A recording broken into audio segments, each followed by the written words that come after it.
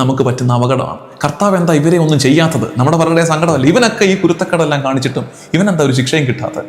ഇവനൊക്കെ ഇങ്ങനെ വളർന്ന് പോവുകയാണല്ലോ. അതിനെ എങ്ങനെയാണ് മനസ്സിലാക്കേണ്ടത്? ഈ സെന്റൻസിൽ ഇത് കൃത്യം നിങ്ങൾക്ക് മനസ്സിലാകും. ഒന്ന് ശ്രദ്ധിച്ചിരുന്നാൽ മതി. I want mercy for me but justice for them. കേട്ടു നോക്കിക്കേ. I want mercy for me but justice for them. എനിക്ക് കരുണ കിട്ടണം, പക്ഷെ അവർക്ക് നീതി. അപ്പൊ നീതിയുടെ ഭാഗമായിട്ട് എന്തും കൂടെ വരും? ശിക്ഷ. എനിക്ക് കരുണ, ഞാൻ കർത്താവിന്റെ കരുണയൊക്കെ അനുഭവിച്ച് ഇങ്ങനെയൊക്കെ അങ്ങ് പോകണം, പക്ഷെ അവരുടെ മേൽ കർത്താവിന്റെ നീതി നടപ്പിലാക്കണം എന്നാഗ്രഹിക്കുന്ന ആത്മീയ അഹങ്കാരം, ഞാനെന്തോ മെച്ചമാണെന്ന് ചിന്തിക്കുന്ന ആത്മീയരുടെ എണ്ണം കൂടുന്നുണ്ട് കേട്ടോ ഈ കാലത്ത്. അല്പം അധികം പ്രാർത്ഥിക്കുന്നവർ, ഒന്ന് കർത്താവിനോട് കൂടുതൽ ചേർന്ന് നിൽക്കുന്നവർ, പള്ളിയോട് പ്രാർത്ഥനകളോട് ചേർന്ന് യാത്ര ചെയ്യുന്നവർ ശ്രദ്ധിച്ചേക്കണേ. ഒരിക്കലും ഞാൻ എന്തോ മെച്ചമാണെന്നൊരു തോന്നൽ തലേ കയറിയേക്കരുത്. അത് കയറുന്ന ദിവസം ഈ അപകടം വരികയാണ്. സ്പിരിച്വൽ പ്രൈഡ്, ആത്മീയ അഹങ്കാരം, ആരുമാരേക്കാൾ മെച്ചമാണെന്ന് വിചാരിക്കാതിരിക്കുക. ഇന്നതുണ്ട്. ചിലരുടെയൊക്കെ വർത്തമാനം കേൾക്കുമ്പോൾ നമുക്കൂടെ സങ്കടം വരും. ഇവന്മാരെ പോലെ ഞാനിങ്ങനെ കറങ്ങി നടക്കുമോ? ഞാൻ ഈ ഉഴപ്പൊന്നും കാണിക്കുമോ? ഞാൻ വെള്ളം അടിക്കത്തില്ല, ഞാനൊരു ചീത്ത പരിപാടിക്കും പോകുന്നില്ല. അത് പറഞ്ഞു മെല്ലെ ഒരു ആത്മീയ അഹങ്കാരം തലേ കയറുകയാണ്. Spiritual pride. അത് അൺകൺവേർട്ടഡ് സോണായിട്ട് കിടക്കുക.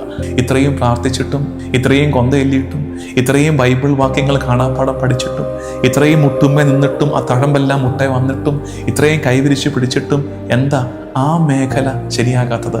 That is your unconverted zone, spiritual pride. Should I not pity Nineveh? നിനക്ക് ആ ചെടിയോട് അനുകമ്പ തോന്നിയെങ്കിൽ എനിക്ക് നിനിവയോട് കരുണ കാണിക്കാൻ പാടില്ലെന്നുണ്ടോ എന്നാണ് കർത്താവിൻ്റെ ചോദ്യം. അതായത് കർത്താവിൻ്റെ കരുണയ്ക്ക് അതിര് നിശ്ചയിക്കാൻ നീ ആരാണ്? ഈ റിപ്പൻറ്റൻസ്, മാനസാന്തരത്തിൻ്റെ യാത്രയുടെ അവസാനം ഏതു വാക്കായിരിക്കണം? ഓർത്തുവെച്ചേ, മാനസാന്തരത്തിൻ്റെ യാത്രയുടെ അവസാനം മേഴ്സി, കരുണയാകണം. മാനസാന്തരം അർത്ഥവത്തായോ നമ്മുടെ ജീവിതത്തിൽ? അത് മനസ്സിലാക്കേണ്ടത് കരുണ ഉള്ളിൽ നിറഞ്ഞു. ദൈവ കരുണ അനുഭവിച്ചവർ ആ കരുണ ഉള്ളിൽ നിറച്ച് മറ്റുള്ളവരിലേക്ക് പങ്കുവെക്കുമ്പോഴാണ് മാനസാന്തരം അതിൻ്റെ ക്ലൈമാക്സിലേക്ക് എത്തുന്നത്. ദൈവ കരുണ സ്വീകരിച്ചിട്ട്, കർത്താവിൻ്റെ ക്ഷമ സ്വീകരിച്ചിട്ട് മറ്റുള്ളവരോട് ക്ഷമിക്കാൻ, കരുണ കാണിക്കാൻ നിനക്ക് കഴിയുന്നില്ലെങ്കിൽ that means you remain unhealed. നീ ഇപ്പോഴും നിന്റെ മുറിവ് ഉണങ്ങിയിട്ടില്ല. മാനസാന്തരപ്പെട്ടു നന്നായെന്നൊക്കെ പറയുന്നതേ ഉള്ളൂ, അകത്തെ മുറിവ് ഉണങ്ങിയിട്ടില്ല.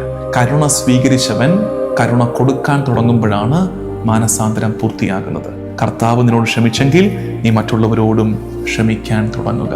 അതുകൊണ്ട് കരുണയാണ് മാനസാന്തരത്തിൻ്റെ ക്ലൈമാക്സ് എന്നോർത്തേക്കണേ.